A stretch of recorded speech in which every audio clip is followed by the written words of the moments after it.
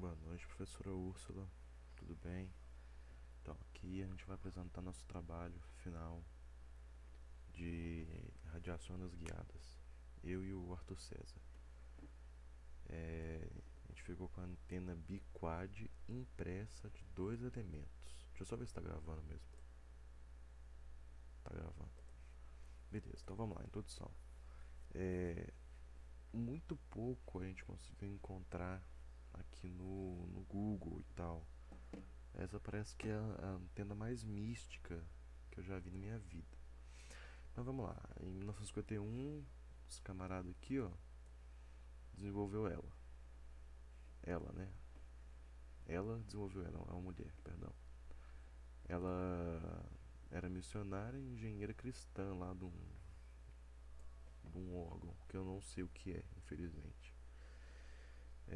Mas o objetivo era combater os efeitos corona em altitudes elevadas. E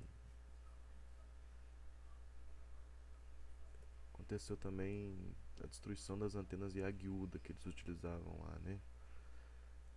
E seria um circuito fechado, né? Geraria menos tensão para combater justamente o efeito corona, que ela era alta, né? E tal. Então vamos lá, geometria, que agora começando mesmo, né? É, ela tem esse formatão aqui, ó, que eu não sei o que quer dizer exatamente esse formato, mas são dois quadrados rotacionados 45 graus ligados no meio e com a ponta solta, né? Só que isso é a antena biquad normalmente. No nosso caso, a gente adaptou a antena biquad para a antena impressa biquad. Biquad é o que dá nome para esse formato. Impressa porque a gente fez ela na plaquinha de circuito impresso.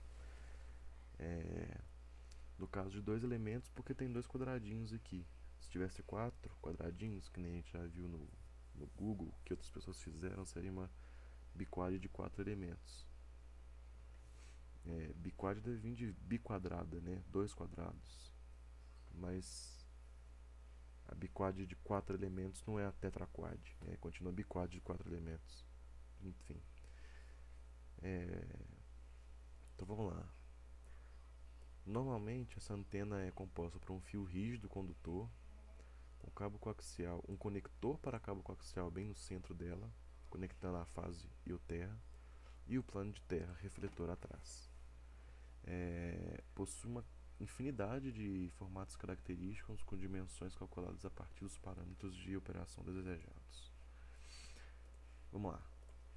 Vantagens.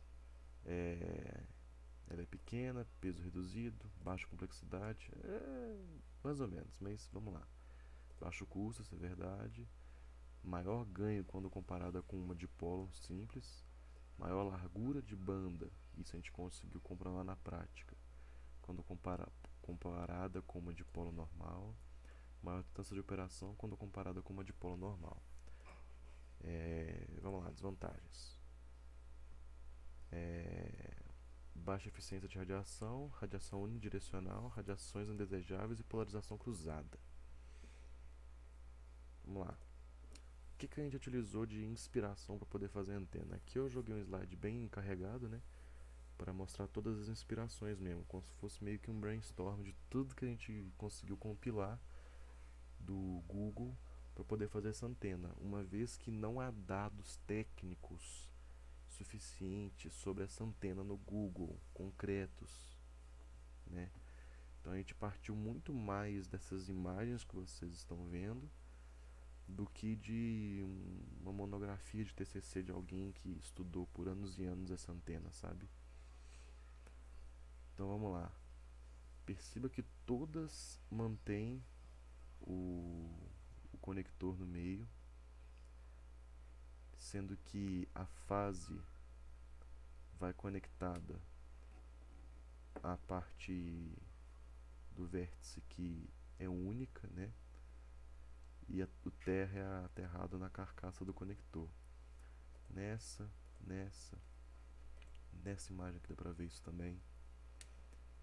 Aí nessa aqui já não dá pra ver, ou seja, mostra a inconsistência da coisa. Essa aqui parece que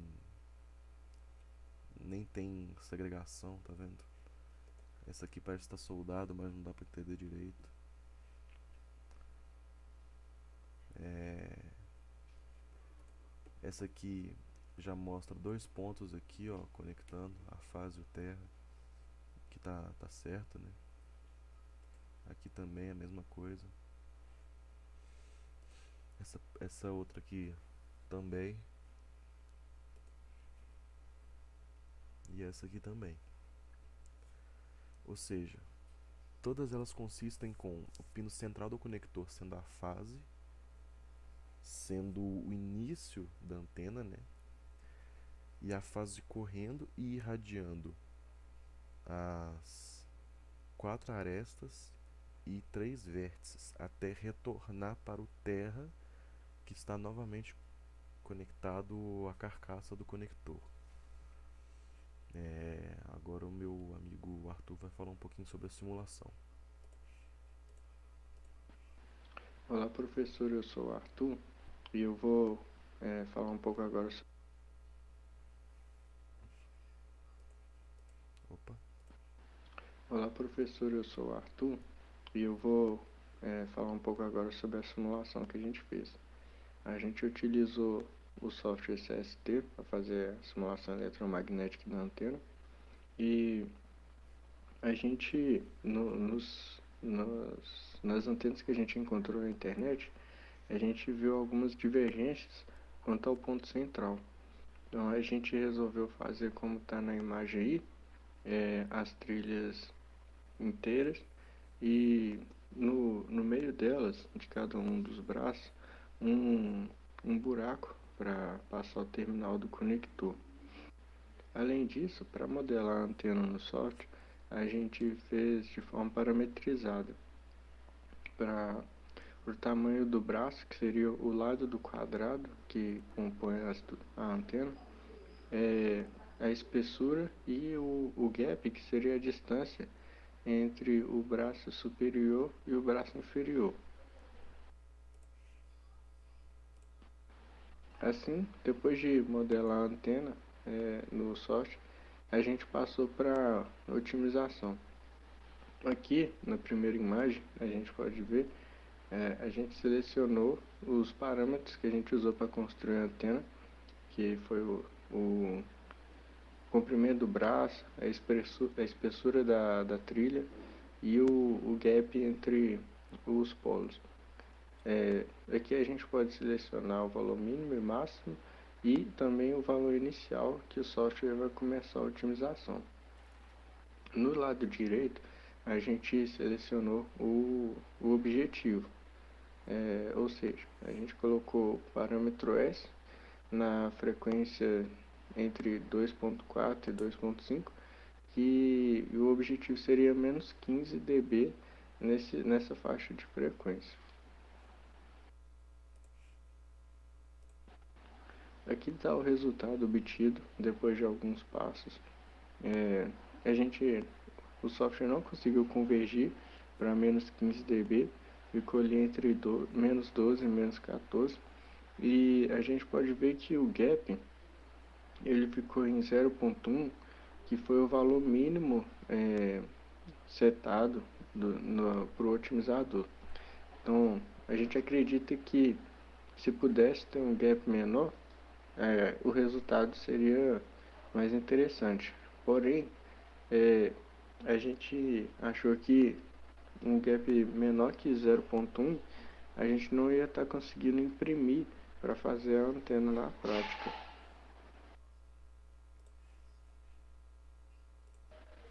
Aqui a gente tem a diretividade da nossa antena.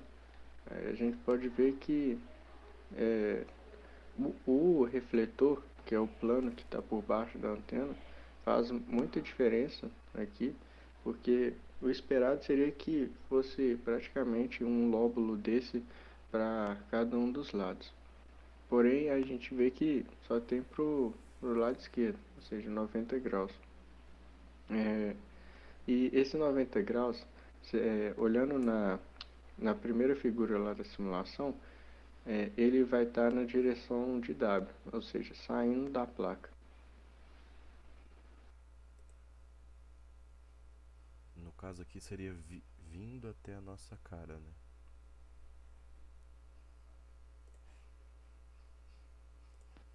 Aqui a gente também trouxe a frequência, a impedância em função da frequência, mais ou menos aqui na frequência 2.45, deu 68.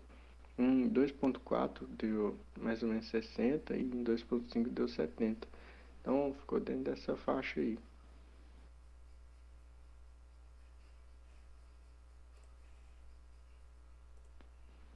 Bom, quando a gente estava se preparando para montar a placa, a gente reparou que no espaço da placa que a gente comprou, que era uma placa de 10 por 15 centímetros, a gente conseguiria fazer até 3 antenas na mesma placa.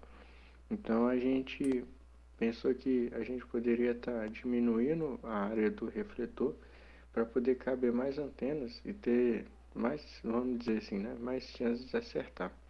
Então a gente voltou na simulação para ver qual que seria a influência do tamanho do refletor no resultado da antena.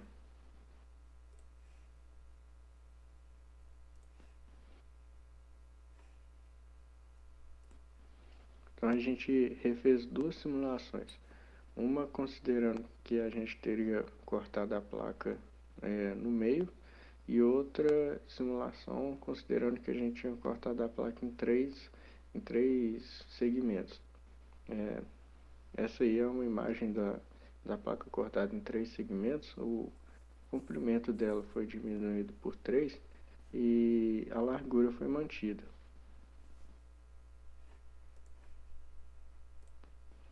A principal diferença que a gente notou no resultado da antena foi a diminuição assim, em módulo, né, do valor mínimo atingido pelo parâmetro S da antena. No caso da placa dividida pela metade, ficou ali entre -8 e -9, sendo que a primeira simulação com a placa inteira ficou entre -13 e -12 e -14.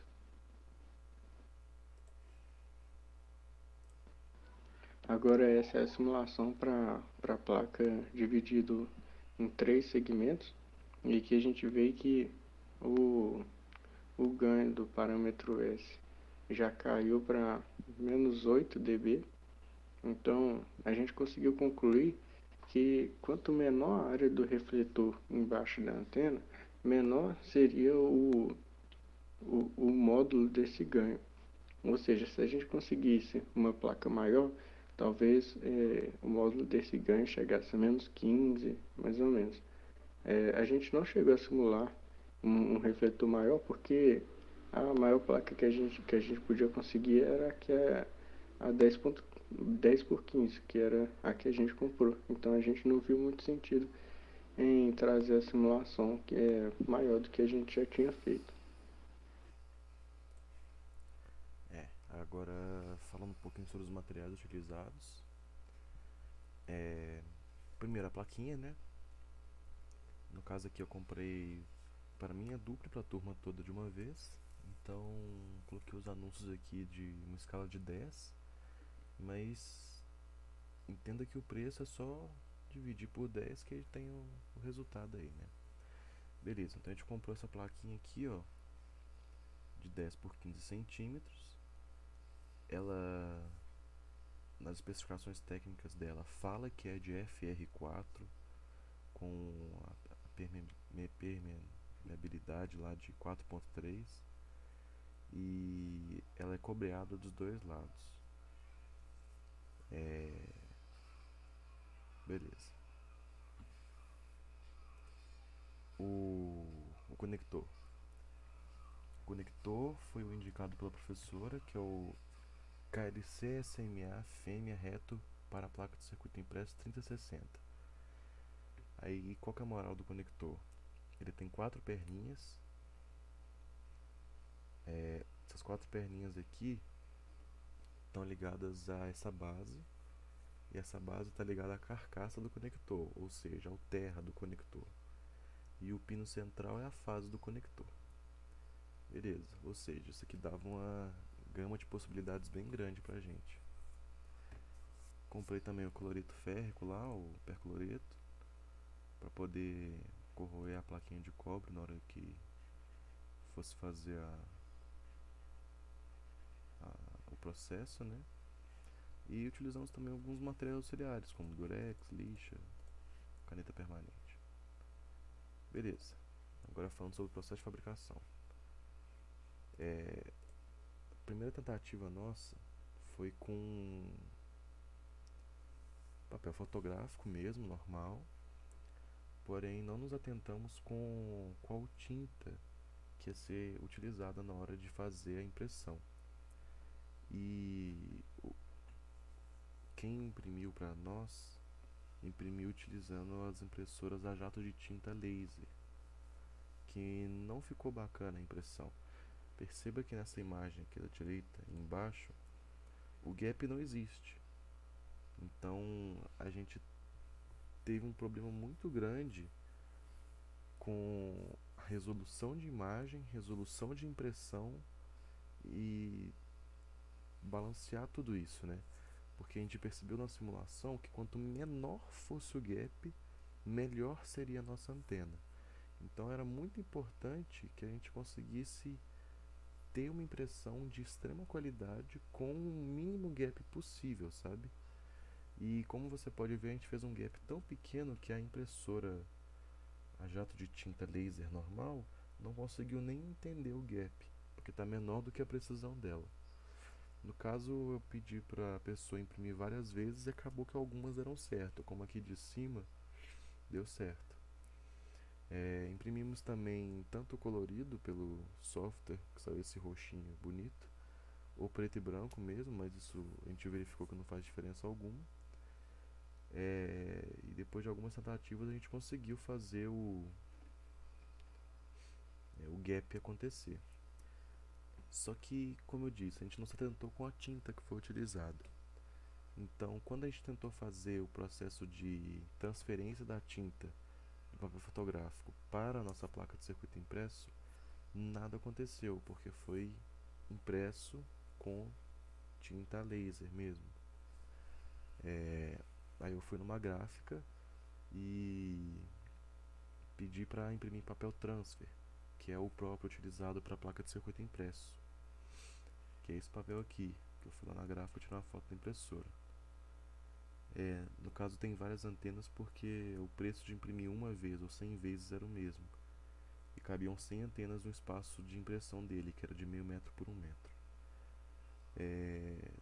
No papel transfer, que é o próprio mesmo utilizado para poder fazer estampamento de placa de circuito impresso. A gente pesquisou e tal e viu que o papel transfer era até mais adequado do que o papel fotográfico. Porém, todavia, entretanto, a gente imprimiu no papel transfer, foi fazer o processo e nada aconteceu. A tinta não saiu do papel transfer e foi para a placa de circuito impresso. Uma suspeita nossa é que na hora de estampar, né, a nossa superfície não estava quente o suficiente para poder fazer a transferência da tinta do papel transfer para a placa de circuito impresso, porque eu pesquisei e eu descobri que para fazer isso precisava estar a 214 graus Celsius e a nossa máquina que fazia o processo de estampamento só chegava até 180 graus. E isso pode ter sido o motivo que não deu certo. E por fim, nossa terceira tentativa, a gente imprimiu novamente papel fotográfico, porém com impressão a toner, não mais jato de tinta laser. Então, principalmente nessa tentativa, ocorreu a menor precisão da imagem. Isso foi um problema bem grande, porque foi necessário imprimir quase que 10 vezes a imagem para o gap ficar bem nítido, né? Mas tudo bem. Depois que foi impresso, a gente começou o processo de passar a tinta desse papel fotográfico para a placa de circuito impresso. Beleza. como é que foi o processo? A gente recortou esse quadradinho aqui esse retângulozinho aqui que continha a antena e centralizou na placa. Após centralizar, a gente posicionou aqui na extremidade da máquina que faz as estampas, que eu não sei qual é o nome. Na extremidade, porque na extremidade que é aplicada a maior pressão, a gente descobriu isso empiricamente, não no meio, o que era o que a gente acreditava. E deixamos pro tempo máximo permitido pela máquina, que era 10 minutos a 180 graus. No caso aqui a máquina está no meio do processo, ela varia a temperatura também. E deu certo na terceira tentativa. Tá, depois a gente esperou esfriar, aí a gente pegou a caneta permanente e reforçou os contornos da, da superfície da face da antena. Porque, como a gente viu lá, era extremamente importante que o gap fosse o menor possível, mas também não adiantava ficar falhas no restante da antena, né? Senão ia bagunçar a impedância, bagunçar a diretividade e tudo mais. Então, com o auxílio de uma régua e de uma caneta permanente, eu reforcei todos os contornos da antena, deixei bem retinho todos os contornos e o gap eu deixei o menor possível, diminuindo ainda mais do que o que a impressão tinha conseguido imprimir.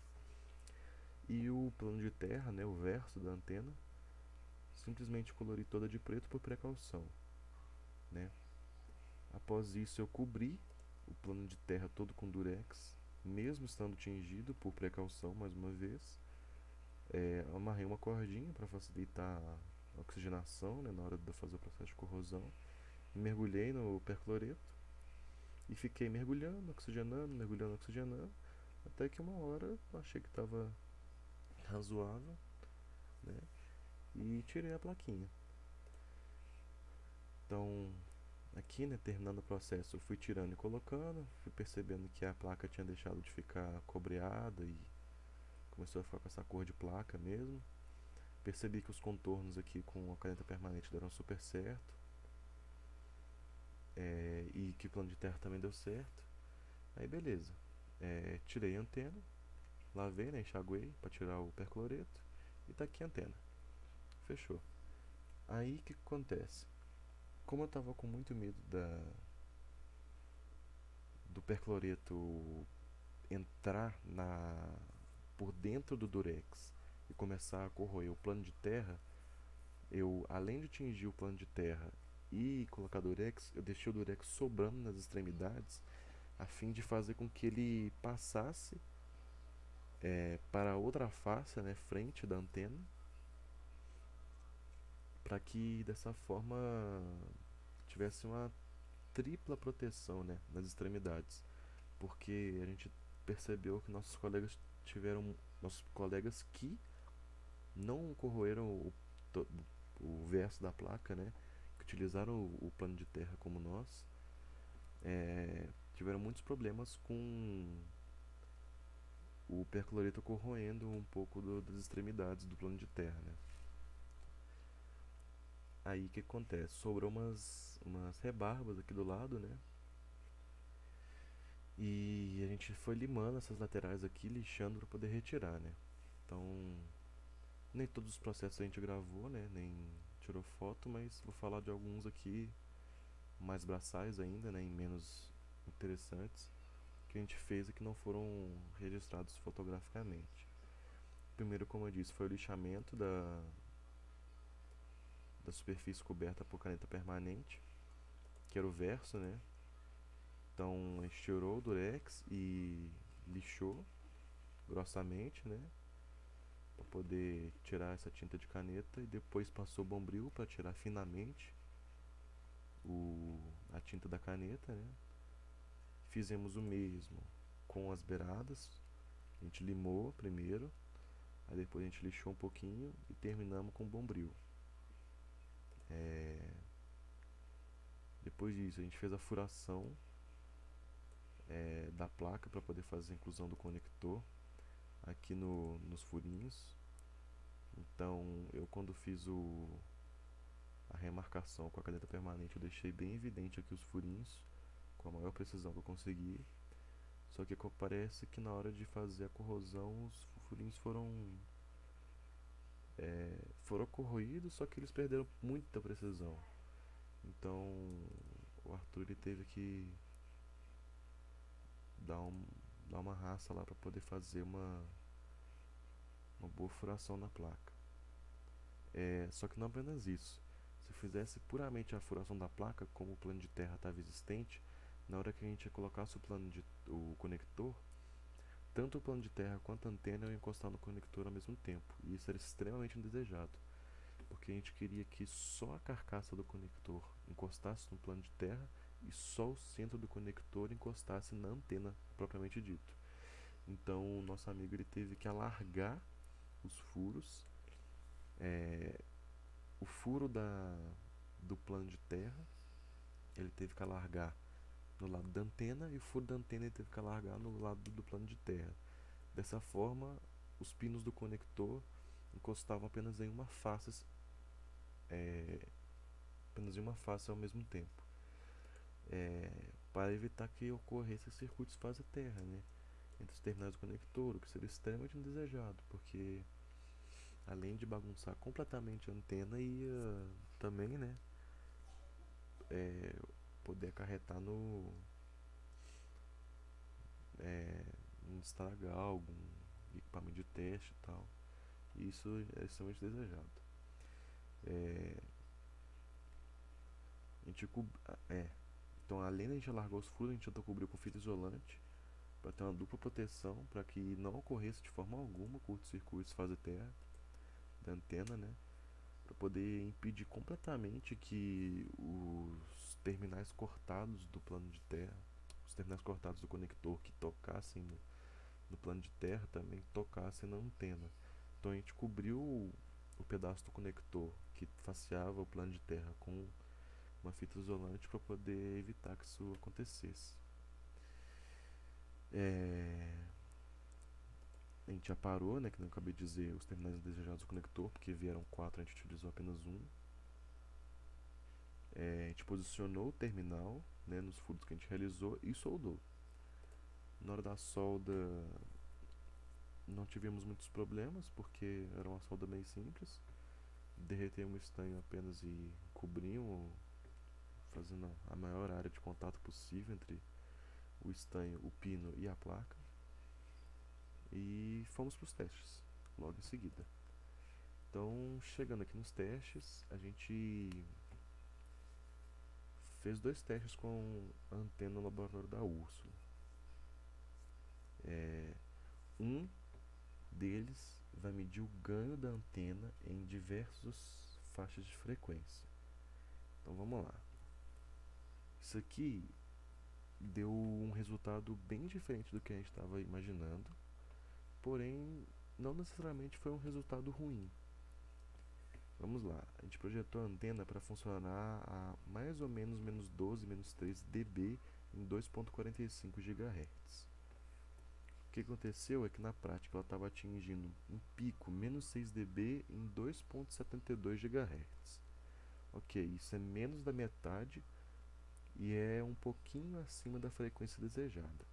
Isso foi muito triste, né? Porque a gente tentou muito fazer um bom trabalho e não conseguimos, porque nosso objetivo era ter menos 12, menos 3 dB em 2.45, acabamos com menos 6 em 2.72 GHz. Só que, diferente da simulação, nossa antena teve um comportamento bem diferente, só que dessa vez positivamente. No caso aqui já está no final da faixa de escala do osciloscópio, mas a gente consegue perceber que ela chegou a menos 15 dB em 4 GHz, que é o final aqui da escala do osciloscópio, 4 GHz. O que nem de longe a gente estava esperando na hora da simulação. Na hora da simulação, em menos 4 GHz, a gente estava esperando nada. Deixa eu ver se dá pra gente ver aqui. Ó, 4 GHz era pra gente ter 0 dB de ganho. E na realidade a gente conseguiu um ganho de menos 15 dB em 4 GHz. O que foi muito bom, porém ainda indesejado, né? Porque foi muito diferente do simulado. E isso foi muito frustrante, porque a gente não conseguiu conceber o que nós fizemos de errado. Porque o plano de terra está igual o simulado, a antena, apesar das imperfeições nos contornos, não está muito diferente do simulado, a corrosão foi completa onde foi necessário, os furos foram muito bem feitos, a solda foi bem feita, e nosso maior medo é com relação ao gap. O gap simulado foi de 0,1 milímetro, um décimo de milímetro.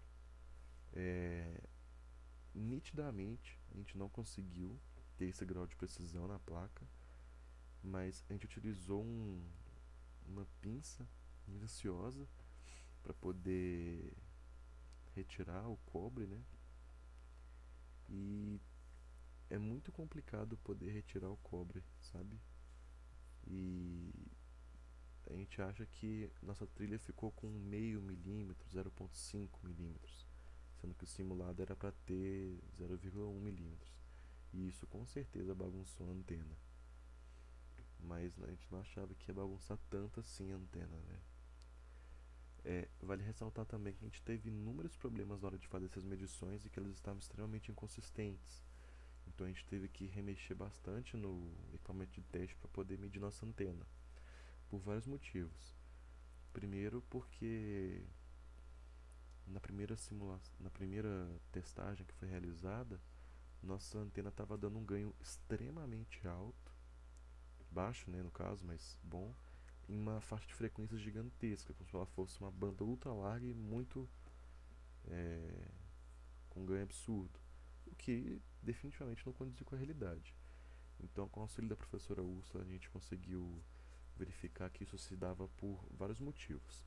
Um deles é por causa da proximidade da placa com o equipamento de medição. Então, a gente buscou alternativas para poder fazer o distanciamento da placa com cabos, conectores e adaptadores diferentes, e observou também que um dos cabos estava com mau contato. Então, após a remoção desse cabo com mau contato do circuito e do afastamento da placa com a antena do, do osciloscópio, a gente conseguiu ter uma medição extremamente mais precisa, que é a que vocês estão vendo na tela. Agora, vendo também a carta de Smith, né, da antena, a gente consegue ver como que a impedância está variando com a frequência.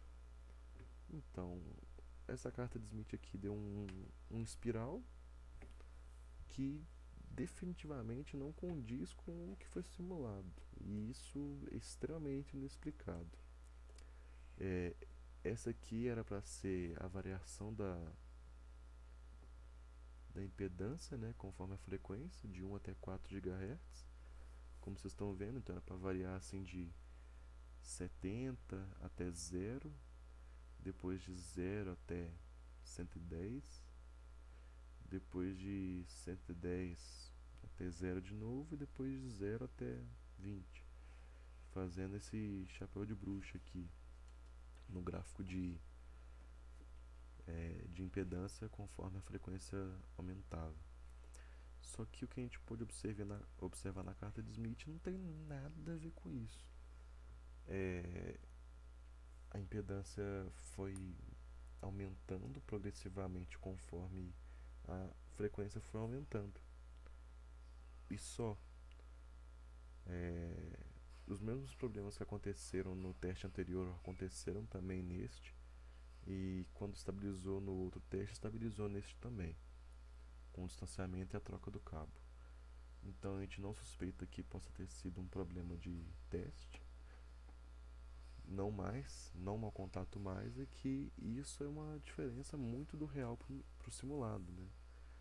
Onde a gente não consegue conceber por que nossa impedância deu tão divergente do simulado. Enfim, é isso.